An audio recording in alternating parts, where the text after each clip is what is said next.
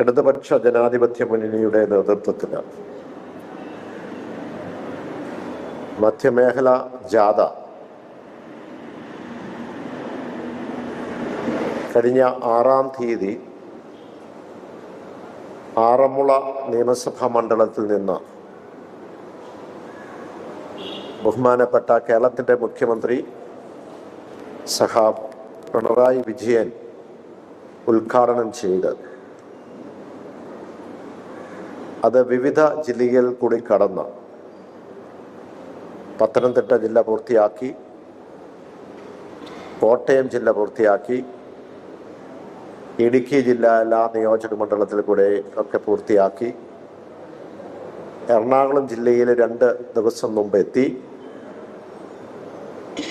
ഇന്ന് അതിൻ്റെ സമാപനമാണ്. 4 നിയമസഭാ മണ്ഡലം കൂടിയുണ്ട്, സമാപിക്കുകയാണ്.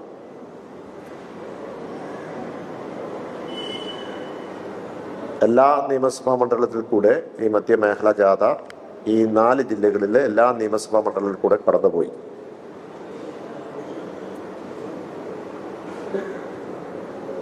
എനിക്ക് ഏറ്റവും വലിയ ചാരിതാർത്ഥ്യമുണ്ട്. ജാഥയുടെ ക്യാപ്റ്റൻ എന്ന നിലയ്ക്ക് നമ്മുടെ പി കെ ബിജുവും ശൈലജ ടീച്ചറും അതുപോലെ തന്നെ പി സുനിൽ ഒക്കെ എംപിയും മറ്റ് ജാഥയുടെ ഉള്ള ടീമംഗങ്ങൾ ഉണ്ടായിരുന്നു. അവരെല്ലാം ഒറ്റ ടീമായി ആണ് ഈ ജാഥയെ ഉടനീളം ഉണ്ടായിരുന്നത്. സർക്കാരിനെതിരെയും LDF-നെതിരെയും സംഘടിത പ്രചാരണം നടന്നുവെങ്കിലും ജനം അതൊന്നും മുഖവിലക്കെടുത്തിട്ടില്ല. അതിന് ഏറ്റവും വലിയ തെളിവ് ആയിരക്കണക്കിന് ജനങ്ങൾ ഈ യോഗങ്ങളിലെല്ലാം ഒഴുകിയെത്തി എന്നുള്ളതാണ്.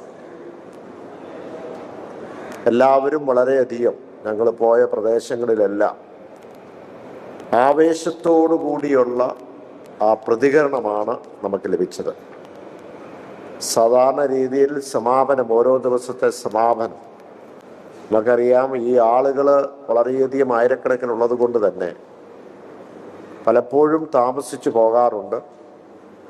8 മണിക്കും 8:30ക്കും 9-നും രാത്രിയിൽ ചെന്ന സമ്മേളനങ്ങളുണ്ടായിരുന്നു. ആ വൈകി ചെന്ന സമ്മേളനങ്ങളിൽ പോലും ജനസാഗരമായിരുന്നു എന്നുള്ളതാണ് കാണുന്നത്. ഒരു കാര്യം, ഞങ്ങൾക്ക് കിട്ടുന്ന ഫീൽഡിൽ നിന്ന് കിട്ടുന്ന പൾസ്, അത് ഈ പോയ നിയമസഭാ മണ്ഡലങ്ങളിലും വലിയ ഒരു ട്രെൻഡ് ഇടതുപക്ഷ ജനാധിപത്യ മുന്നണിക്ക് ചേർന്ന് നിൽക്കുന്നു എന്നുള്ളതാണ്. ഈ പൊതു തെരഞ്ഞെടുപ്പിൽ LDF-ൽ വിശ്വാസമർപ്പിച്ച മുഴുവൻ പേരും മനസ്സുകൊണ്ടെങ്കിലും ഇതിൻ്റെ പിന്നാലെ ഉണ്ടായിരുന്നു. ഇല്ലാത്തവരൊക്കെ വന്നവര് ഒരാൾ പോലും പോകാതെ, പിന്തിരിപ്പിക്കാതെ, അല്ലെങ്കിൽ ആരും പോകാതെ മുഴുവൻ സമയം അതിൽ നിന്നു എന്നുള്ളതാണ്. ചിലവർക്ക് വരാൻ പറ്റാത്തവര് അവരൊക്കെ മനസ്സുകൊണ്ട് LDF-നോടൊപ്പം അവർ നിന്നിട്ടുമുണ്ട്. ഇന്ന് ഇതൊക്കെ പറയുമ്പോൾ നമുക്ക് മറ്റ് മേഖലകളിലും 2 ജാഥകൾ നടക്കുകയാണ്. അടുത്ത 2 ദിവസം കൊണ്ട് ഇത് പൂർത്തിയായി കഴിയുമ്പോൾ കേരള സംസ്ഥാനത്തെ 140 നിയമസഭാ മണ്ഡലങ്ങളിലും ഈ ജാഥ കടന്നു പോകും. ഈ ജാഥ കടന്നു പോകുന്ന പ്രദേശങ്ങളിൽ, പ്രത്യേകിച്ച് മധ്യ കേരളത്തിൽ നമുക്ക് കാണുവാൻ കഴിയുന്നത് UDF മണ്ഡലങ്ങളിലാണ് വൻ സ്വീകരണം ലഭിച്ചത് എന്നത് LDF-ന് വർദ്ധിച്ചു വരുന്ന ഒരു ആത്മവീര്യം നൽകുന്നുണ്ട്. UDF മണ്ഡലങ്ങളിൽ, UDF പ്രതിദാനം ചെയ്യുന്ന നിയമസഭാ മണ്ഡലങ്ങളിൽ LDF-ന് വലിയ ആവേശകരമായ ഒരു സ്വീകരണം കൂടി നമുക്ക് ലഭിച്ചു എന്ന് പറയുന്നത് നമുക്കൊരു തീർച്ചയായും ഒരു കോൺഫിഡൻസ് നമുക്ക് ലഭിച്ചിട്ടുണ്ട്. നമ്മൾ ഓരോ മണ്ഡലത്തിൽ കൂടെ പോകുമ്പോൾ അവിടുത്തെ വികസന പദ്ധതികളൊക്കെ എടുത്ത് വിലയിരുത്താറുണ്ട്. ഇവിടെ നിങ്ങൾ തൊട്ട് മുമ്പ് തന്നെ കണ്ടു, നമ്മളിവിടെയുള്ള നാട്ടുകാരുമായിട്ടൊക്കെ സംസാരിക്കുന്നത്. പ്രതിപക്ഷമെന്നോ ഭരണപക്ഷമെന്നോ നോക്കാതെ അവിടെയെല്ലാം നമുക്ക് കാണുവാൻ കഴിയുന്നത് കോടികളുടെ വികസന പദ്ധതികളാണ്. അത് ഏത് പ്രദേശത്താണെങ്കിലും, ഇപ്പം എറണാകുളത്താണെങ്കിലും പലതും നിങ്ങൾക്കറിയാവുന്ന പോലെ UDFൻ്റെ MLA മാർ പ്രതിദാനം ചെയ്യുന്ന പ്രദേശങ്ങളുണ്ട്. അവിടെ പോലും എല്ലാ സ്ഥലങ്ങളിലും അത് പാർട്ടി നോക്കാതെ, മുന്നണി നോക്കാതെ വികസന പ്രവർത്തനങ്ങൾ ഈ കേരള സംസ്ഥാനത്തുടനീളം നടത്തിയിട്ടുണ്ട് എന്നുള്ളതാണ് നമുക്ക് പ്രത്യേകിച്ച് എടുത്തു പറയേണ്ടത്. പക്ഷേ മനഃപൂർവ്വം ജനങ്ങൾ ഏൽപ്പിച്ച ചുമതലയിൽ അലംഭാവവും നിസ്സംഗതയും കാണിച്ച വികസനത്തോട് മുഖം തിരിച്ചവരെ തുറന്നു കാണിക്കുവാനും ഇതിന് കഴിഞ്ഞിട്ടുണ്ട്. നമുക്ക് വളരെയധികം ക്ഷേമ പെൻഷനുകളും അത് വളരെ പ്രധാനപ്പെട്ടതാണ്. 2000 രൂപ വെച്ച് ക്ഷേമ പെൻഷൻ കൊടുക്കുവാൻ കഴിഞ്ഞു. ഇവിടെ തന്നെ സ്ത്രീ സുരക്ഷയ്ക്ക് വേണ്ടി കൊടുത്തത് 35 വയസ്സിനും 60 വയസ്സിനും ഉള്ളത് നമുക്ക് 30 വയസ്സ് വരെ ആക്കണം എന്ന് പറഞ്ഞ നിർദ്ദേശങ്ങളെ ഏറ്റവും സാധാരണക്കാരെ ചേർത്ത് പിടിച്ച ഒരു സർക്കാരായിട്ടാണ് കാണിക്കുന്നത്. കേന്ദ്രത്തിൻ്റെ സാമ്പത്തികമായ ഉപരോധം ഉണ്ടായിട്ടുണ്ടെങ്കിൽ പോലും നമുക്ക് വികസനത്തിൻ്റെ കാര്യത്തിൽ ഒരിക്കലും ഒരു കോംപ്രമൈസ് രൂപപ്പെടുത്തുകയോ ഒന്നും ചെയ്തിട്ടില്ല. പക്ഷെ ഇതൊക്കെ പറയുമ്പോഴും എനിക്ക് പറയാനുള്ളത് ഒരു പ്രധാനപ്പെട്ട കാരണം, ഈ ആവേശകരമായ ഒരു പ്രതികരണം എല്ലാ പ്രദേശങ്ങളിലും നമുക്ക് ലഭിക്കുമ്പോൾ ഈ ജാഥയുടെ, നമുക്കറിയാം മറുവശത്ത് മറ്റൊരു ജാഥ നടക്കുന്നു, അതിൻ്റെ ശോഭ കെടുത്തുവാനുള്ള ഒരു ശ്രമം പലപ്പോഴും നടന്നിട്ടുണ്ട്. അതിന് തന്നെ ഒരു ടീം, ഒരു കോമൺ പെയ്ഡ് പ്ലാറ്റ്ഫോംസ് രൂപം കൊടുത്തിരിക്കുക. ഒരു കോമൺ പെയ്ഡ് പ്ലാറ്റ്ഫോം രൂപം കൊടുത്തിരിക്കുക, CPP എന്ന് തന്നെ നമുക്ക് പറയാം. അത് എന്താ 2026 അതിലെ തെരഞ്ഞെടുപ്പുമായി ബന്ധപ്പെട്ട് ഈ CPP കേരളത്തിൽ പ്രവർത്തിക്കുന്നു. ഈ തെരഞ്ഞെടുപ്പുമായി ബന്ധപ്പെട്ടാണ്. അപ്പോൾ എങ്ങനെയാണ് നരേറ്റീവ് സെറ്റ് ചെയ്യേണ്ടത്? ഇപ്പോൾ LDF മുന്നോട്ട് പോകുമ്പോൾ അതിനെതിരെ ജനങ്ങളെ തെറ്റിദ്ധരിപ്പിക്കുവാനുള്ള നരേറ്റീവ് സെറ്റ് ചെയ്യുക എന്നുള്ളതാണ്. അതിന് ഈ കോമൺ പെയ്ഡ് പ്ലാറ്റ്ഫോംസ് ഉപയോഗിക്കുകയാണ്. പല പ്ലാറ്റ്ഫോംസ് ഉണ്ട്, അത് സ്വകാര്യ പ്ലാറ്റ്ഫോംസ് ഉണ്ട്, നമുക്കത് കാണുമ്പോൾ തന്നെ അറിയാം. നമ്മൾ ഉദാഹരണത്തിനായിട്ട് ആദ്യമേ തന്നെ നമ്മുടെ ശബരിമലയുടെ വിഷയം എടുക്കുക. ആ ശബരിമലയുടെ വിഷയത്തിൽ സ്പെഷ്യൽ ഇൻവെസ്റ്റിഗേഷൻ ടീം, അതൊരു സ്പെഷ്യൽ ഹൈക്കോടതിയിൽ ബെഞ്ച് തന്നെയുണ്ട്. അവിടെ ഇനിഷ്യേറ്റീവിൽ തന്നെ എല്ലാ കാര്യങ്ങളും നോക്കുന്നു. എല്ലാം ആ വിഷയം സങ്കീർണമാണെങ്കിലും നേരെയുള്ള വഴി കൂടിയാണ് പോകുന്നത് എന്ന് കൃത്യമായി ആ കോടതി തന്നെ പറഞ്ഞിരിക്കുക. പലരും അതിൽ നിന്ന് അന്വേഷണം മാറ്റുവാനുള്ള ശ്രമം നടത്തി കേസ് കൊടുത്തിട്ടും കോടതി പറഞ്ഞു, ഞങ്ങൾ ഒരാളെപ്പോഴും നമ്മൾ ഒഴിവാക്കാതെ കുറ്റക്കാരെ കൃത്യമായി ഞങ്ങൾ കണ്ടുപിടിച്ച് മുന്നിൽ കൊണ്ടുവരും എന്ന്. അതിൽ കൂടെ എന്താ ചെയ്യുക? സ്പെഷ്യൽ ഇൻവെസ്റ്റിഗേഷൻ ടീമിന്റെ ഉദ്യോഗസ്ഥരുമായി ബന്ധപ്പെട്ട ആർക്കെങ്കിലും എന്തൊരു സംശയമുണ്ടോ? ഏറ്റവും ബെസ്റ്റ് ഇൻവെസ്റ്റിഗേഷൻ നടത്തുന്ന ടീമും കൂടെയാണ്. അത് കഴിഞ്ഞപ്പോൾ അടുത്ത ദിവസം നമുക്ക് അയ്യപ്പ സംഗമമായിട്ട് ഒരെണ്ണം അതൊക്കെ അതിൻ്റെ ഗേറ്റ് അടയുന്നു. അത് ആ അന്വേഷണം ചെന്നെത്തുന്നത് പ്രതിപക്ഷത്തെ ചില വ്യക്തികളിലേക്ക് എത്തിയപ്പോൾ തന്നെ ആ ഗേറ്റ് അങ്ങ് അടച്ചു. അടുത്തത് അയ്യപ്പ സംഘവുമായി ബന്ധപ്പെട്ട് തന്നെയാണ്.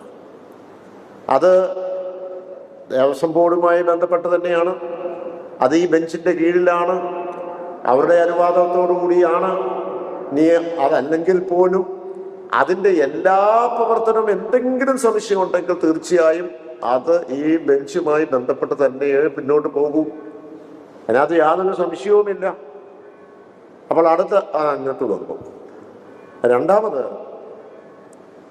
ഇപ്പോൾ ഒരു മുന്നണിയുമായിട്ട് പൊയ്ക്കൊണ്ടിരിക്കുമ്പോൾ കേരള കോൺഗ്രസ് പാർട്ടിയുടെ ചെയർമാൻ എന്ന നിലയ്ക്ക് ആ പാർട്ടിക്കകത്ത് ആദ്യമേ എന്തായിരുന്നു? മുന്നണി മാറ്റം, ഒരിക്കലും മനസ്സിൽ ചിന്തിക്കാത്ത ഒരു കാര്യത്തിലേക്ക് അതിലേക്കൊരു നരേറ്റീവ് കൊണ്ടുവന്നു. എന്നിട്ട് ഒരു സംശയം മുന്നണിക്കകത്ത് കൊണ്ടുവരാനുള്ള ശ്രമം. അത് കഴിഞ്ഞതിന് ശേഷം അതങ്ങോട്ട് വാതിലടച്ചു കഴിഞ്ഞപ്പോൾ അടുത്തത് പാർട്ടിക്കകത്ത് എന്തോ വിഷയമുണ്ട് എന്നതിന്. ഞാനൊരു കാര്യം പറയട്ടെ, ഇന്നലെ ഇപ്പം ഞാനത് ഈ ഒരു LDF-ന്റെ ജാഥയുമായി ബന്ധപ്പെട്ട് പോകുമ്പോൾ പറയേണ്ട കാര്യമല്ല, പക്ഷെ നിങ്ങളതൊക്കെ ഓപ്പൺ ചെയ്യും. അതുകൊണ്ട് ഇനി അത് ആ ഗേറ്റിലൂടെ ഒന്ന് അടയ്ക്കാൻ വേണ്ടി ഞാൻ പറഞ്ഞത് മാത്രം. സതുദ്ദേശത്തോടു കൂടിയാണ് റോഷി അഗസ്റ്റിൻ പറഞ്ഞത്. എനിക്കൊന്ന് ഇഷ്ടപ്പെട്ടു, എനിക്കൊന്ന് ശ്രദ്ധിച്ചു അദ്ദേഹം അത് പറഞ്ഞപ്പം. പക്ഷേ അത് പറഞ്ഞു കഴിഞ്ഞപ്പോഴത്തേന് അതങ്ങനെ പറയാമോ, അങ്ങനെ ചെയർമാനില്ലേ? അത് പാർട്ടിയാണ്, അദ്ദേഹം ഇന്നും അത് ക്ലാരിഫൈ ചെയ്തിട്ടുണ്ട്, അതിനും ഒരു സംശയവുമില്ല. മാത്രമല്ല, ഞാൻ ചോദിച്ചോട്ടെ, കേരളത്തിൻ്റെ മുഖ്യമന്ത്രി സഖാ പിണറായി വിജയനോട് ചോദിച്ചു മത്സരിക്കുമോ?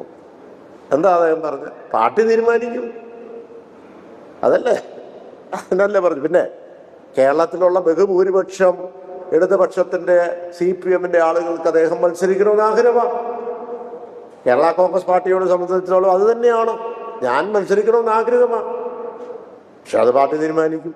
അല്ല, ഞാൻ തന്നെ എടുത്ത് പറയുമ്പോൾ പരിമിതിയില്ല, അത് ഞാൻ മത്സരിക്കാം, ആരെങ്കിലും പറഞ്ഞാൽ മത്സരിക്കും, ഞാൻ പറഞ്ഞാൽ മത്സരിക്കുകയില്ല, അത് പാർട്ടി തീരുമാനിക്കും. അപ്പോൾ നമ്മൾ കാണുന്നത് എന്താണെന്ന് ചോദിച്ചാൽ, ഇവിടെ ഏറ്റവും പ്രധാനമായും ഒരു പെയ്ഡ് കോമൺ പെയ്ഡ് പ്ലാറ്റ്ഫോംസ് ആണ് ഈ തെരഞ്ഞെടുപ്പിൽ പ്ലേ ചെയ്യുന്നത്. അതിനി പ്ലേ ചെയ്തുകൊണ്ടേയിരിക്കും. അടുത്ത നെറേറ്റീവ് വരും. കേരളത്തിൻ്റെ വികസനവുമായി ബന്ധപ്പെട്ട്, കേരളത്തിൻ്റെ ജനങ്ങളുടെ വിഷയവുമായി ബന്ധപ്പെട്ട് സംസാരിക്കട്ടെ, ചർച്ച ചെയ്യട്ടെ. ഞങ്ങൾ ആൻസറബിളാണ്, ഞങ്ങൾ അക്കൗണ്ടബിളാണ്. ഏതിലാണ് വിഷയമുള്ളത് ഞങ്ങൾ അക്കൗണ്ടബിളാണ്. അവിടെ പോരായ്മയുണ്ടെങ്കിൽ പറയട്ടെ. ഏതെങ്കിലും ഒരു രാഷ്ട്രീയ പ്രസ്ഥാനത്തിൻ്റെയോ ഏതെങ്കിലും ഒരു മുന്നണിയുടെയോ അതൊന്നും ജനത്തിന് പ്രശ്നമല്ല. ജനത്തിന് വേണ്ട ഉത്തരവാദിത്തോടു കൂടിയ അക്കൗണ്ടബിലിറ്റി എന്ന് പറയുമ്പോൾ ആ വികസനത്തിലുള്ള അക്കൗണ്ടബിലിറ്റിയാണ്. മറ്റു കാര്യങ്ങളിൽ അക്കൗണ്ടബിലിറ്റി വേണം, അത് കോടതി നോക്കുന്നുണ്ട്. ഇതാണ് പൊതുവായിട്ട് പറയാനുള്ളത്. ഇനി കേന്ദ്രവുമായി ബന്ധപ്പെട്ട് നമുക്ക് എപ്പോഴും ചർച്ച ചെയ്യുന്നുള്ളതാണ്. കേന്ദ്രം പ്രധാനമന്ത്രി വന്ന് BJP-യുടെ അല്ലെങ്കിൽ അടുത്ത ഒരു പ്രഖ്യാപനം കേരളത്തിൽ ഉണ്ടാകുമെന്ന് പറഞ്ഞു. മറ്റൊരു മന്ത്രി പറഞ്ഞു എയിംസ് ഈ ബഡ്ജറ്റിൽ ഉണ്ടാവുമെന്ന് പറഞ്ഞു. അതിനുശേഷം പ്രധാനമന്ത്രി വന്നു കഴിയുമ്പോൾ അവിടെ പ്രഖ്യാപിക്കുമെന്ന് പറഞ്ഞു. ഒരു പ്രഖ്യാപനവും കണ്ടില്ല. ബഡ്ജറ്റിൽ കേരളം എന്നൊന്നും സംസാരിച്ചു പോലുമില്ല. ഇനി കേരളത്തെ എങ്ങനെയാണ് ഈ രാജ്യം കാണുന്നത്? കേരളത്തിൻ്റെ ഹ്യൂമൻ ഡെവലപ്മെന്റ് ഇൻഡെക്സ് നോക്കി വേണം, അല്ലേ? എവിടെയൊക്കെയാണ് പുരോഗതി ഉണ്ടായിട്ടുള്ളത്? ഒരു ചെറിയൊരു ഉദാഹരണം എടുത്ത് നോക്കിയാൽ, നമ്മുടെ ഈ പറയുന്ന കുഞ്ഞുങ്ങൾ ജനിക്കുമ്പോൾ ശിശു മരണവുമായി ബന്ധപ്പെട്ട് അത് 5 പേരാണ്, 5% 100-ൽ. അത് അമേരിക്കയിൽ ഇതിനേക്കാൾ കൂടുതലാണ്, 5.5 ആണ് അപ്രോക്സിമേറ്റ് ഞാൻ പറയുക. അത് ഇന്ന് BJP-യുടെ ഹെഡ്ക്വാർട്ടേഴ്സായ UP-യിൽ 37 ആണ് മരണങ്ങളാണ്. പക്ഷെ അതേ സമയത്ത് തന്നെ നാഷണൽ ആവറേജ് എത്രയാ? 26 ആണ്. അപ്പം അവർ ഭരിക്കുന്നിടത്ത് ഈ ഹ്യൂമൻ ഇൻഡെക്സ് ഏറ്റവും മോശമായിട്ട് നിൽക്കുന്നു എന്നതാണ്. നിങ്ങൾ ഗൂഗിൾ എടുത്ത് നോക്കിക്കുക, എന്നിട്ട് ലീസ്റ്റ് ഡെവലപ്ഡ് സ്റ്റേറ്റ്സ് ഏതാണെന്ന് എടുത്ത് നോക്കുക. ഈ രാജ്യത്ത് BJP ഭരിക്കുന്ന 5 എണ്ണമായിരിക്കും ലീസ്റ്റ് ഡെവലപ്ഡ്. അപ്പോൾ ഇത് നമ്മൾ നേടിയ നേട്ടങ്ങൾ എന്ന് പറയുന്നത് അതിനകത്ത് ഒത്തിരി അധ്വാനവും ഹാർഡ് വർക്കും അതിൻ്റെ പിന്നിൽ ഒത്തിരി സർക്കാരിൻ്റെയും ഉദ്യോഗസ്ഥരുടെയും ജനങ്ങളുടെയും എല്ലാവരുടെയും ഒരു ശ്രമമുള്ളത് കൊണ്ട് മാത്രമാണ്. അതുകൊണ്ട് നമുക്ക് ഈ ഓരോ തെരഞ്ഞെടുപ്പും വളരെ പ്രധാനപ്പെട്ടതാണ്. വിവാദങ്ങളുടെ പുറകെ അല്ല നമ്മൾ പോകേണ്ടത്, നമുക്ക് വികസനത്തിൻ്റെ പുറകെ പോകണം. അത് നമുക്ക് സംവാദം എപ്പോൾ വേണമെങ്കിലും നടത്താം. അതനുസരിച്ച് വേണം ഈ തെരഞ്ഞെടുപ്പിൻ്റെ ഫലവും വരാൻ. ആർക്കെങ്കിലും എന്തെല്ലാം ചോദ്യം ഉണ്ടെങ്കിൽ ചോദിക്കാം. നിങ്ങൾക്ക് അടുത്ത ഒരു യോഗം കൊച്ചിയിലാണ്, ഒരു 1/4 മണിക്കൂർ എടുക്കും. അതുകൊണ്ടാണ് പറഞ്ഞതില് അങ്ങനെ പറയുന്നത് അത് സതുദ്ദേശത്തോടെയാണ് പറയുന്നത്. പക്ഷേ എന്റെ മാൻസാർ ഉണ്ടായിരുന്ന സമയത്തൊന്നും പാർട്ടിയിലോ മന്ത്രിയോ ഒന്നും ഇങ്ങനെ ചാടിക്കയറി പറയുകയോ ഒന്നും പറഞ്ഞിരുന്നില്ല. അത് പറഞ്ഞത് ചോരത്തിളർത്തി പറഞ്ഞത്. പക്ഷേ ഇന്നലെ റോഷി അഗസ്റ്റിൻ തന്നെ അതിനെ തിരുത്തി പറഞ്ഞു. ഇന്നിപ്പോ അദ്ദേഹം ഇങ്ങനെ പറയുന്നത് ഇന്നിപ്പോൾ വീണ്ടും നിങ്ങൾക്ക് മീഡിയക്കാരുടെ ഓരോരുത്തരുടെയും നെഗറ്റീവ് ആണല്ലോ, അത് നിങ്ങൾ ഭാവനയിൽ നിന്ന് ഓരോന്ന് എടുക്കുകയല്ലേ.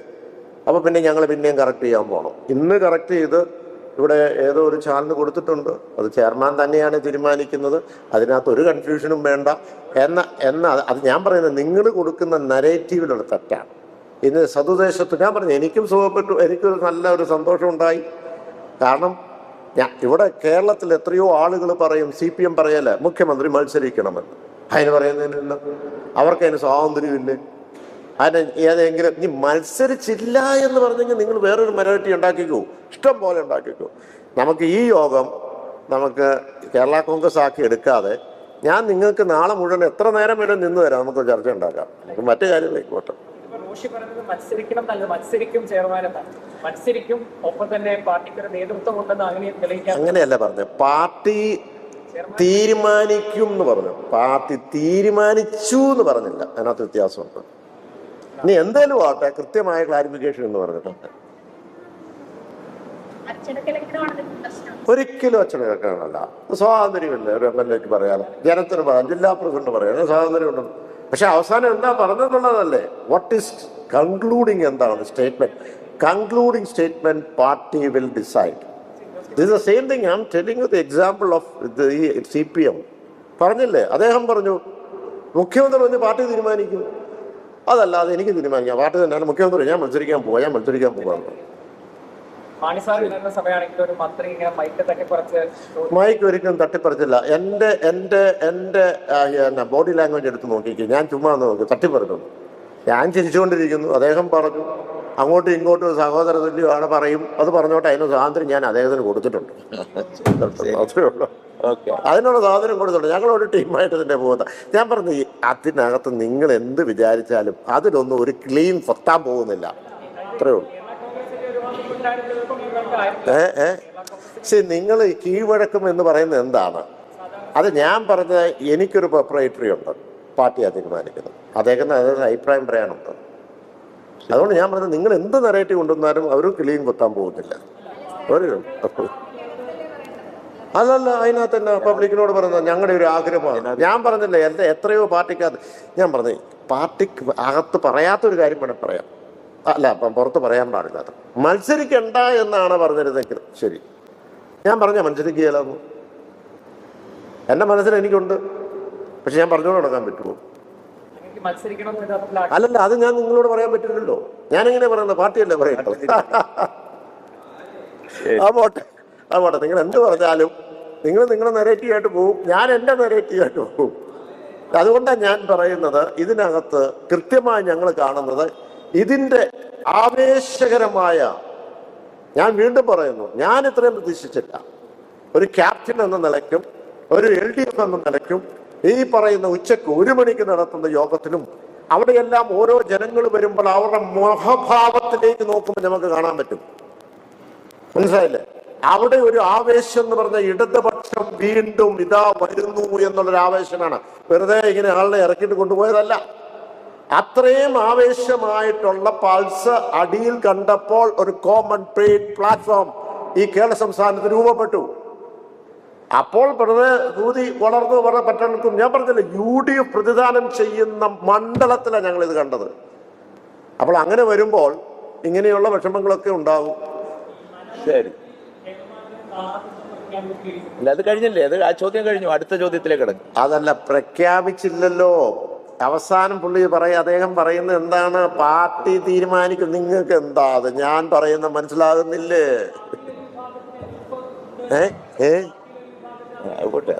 മത്സരിക്കുന്നില്ല എന്ന് പറഞ്ഞ എതിർപ്പുണ്ടെന്ന് ഞാൻ പറയാം. പുള്ളി അദ്ദേഹം പറഞ്ഞല്ലോ, എന്താ കേരള സംസ്ഥാനത്ത് ആദ്യമായിട്ടാണോ ഒരു മത്സരിക്കുന്നത് പറയുമ്പോൾ പ്രശ്നമായോ? വരട്ടെ, ഇനി അതിനെപ്പറ്റി ഞാൻ ബാക്കി പിന്നെ നാളെ നമുക്ക് ഇരിക്കാതെ നമുക്ക് ചർച്ച ചെയ്യാം. ഞാൻ റെഡിയായ എന്തിനും ഇത്